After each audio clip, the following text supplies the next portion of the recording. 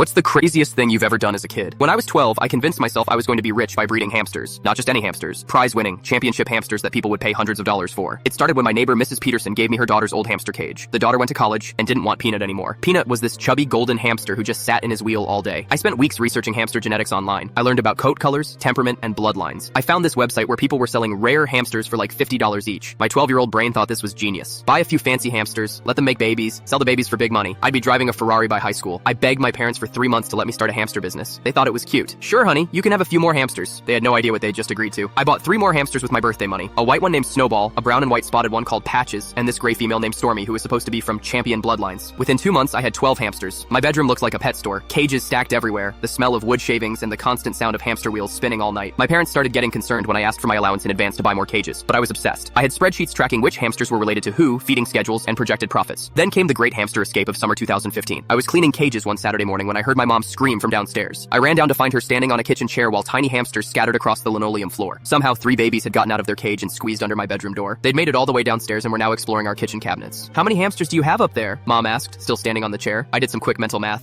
Maybe 22? 22 hamsters? In our house? Right now? That's when Dad got involved. He came home from work to find my mom armed with a broom trying to herd hamsters out from under the refrigerator while I crawled around with a flashlight looking for escapees. "We need to talk," Dad said in his serious voice. The family meeting did not go well. Apparently, having nearly 2 dozen hamsters in a suburban bedroom was not sustainable and probably illegal. But here's where it got really crazy. Instead of making me get rid of them, my parents helped me turn it into an actual business. Dad built these amazing multi-level cage systems in our garage. Mom helped me create proper records and health charts. We set up a little storefront area with different hamsters for sale. I put ads in the local paper. Premium hamsters from registered bloodlines. I charged $15 each, which seemed fair for quality hamsters. The business took off. Families would come over on weekends to pick out pets for their kids. I sold hamsters to 3 different elementary schools for their classrooms. By Christmas, I'd made over $400. I felt like the Wolf of Wall Street, but with hamsters instead of stocks. The craziest part wasn't the money, though. It was the day animal control showed up at our door. Apparently, our neighbor 2 houses down had called in a complaint about suspicious animal sounds coming from our garage at all hours. The officer thought we might be running an illegal puppy mill. My dad had to explain to this very confused animal control officer that yes, we had 40 hamsters, but no, we weren't violating any city ordinances because hamsters fell under a different category than dogs. The officer actually bought 2 hamsters for his kids before he left. I kept the business going for 8 months until high school started and I got interested in other things. By then, I'd made almost $800 and learned more about small business management than most adults know. My parents still joke that I was probably the only middle schooler in our town who had to file a tax return for hamster sales. Looking back, it was completely insane. What parents let their 12-year-old turn their house into a hamster breeding facility? But it taught me that if you're passionate about something, even something as weird as hamster genetics, you can make it work. I still have one of those hamsters. Well, her great-great-granddaughter. Her name is Legacy, and she's living in my college dorm room right now. Some dreams never die.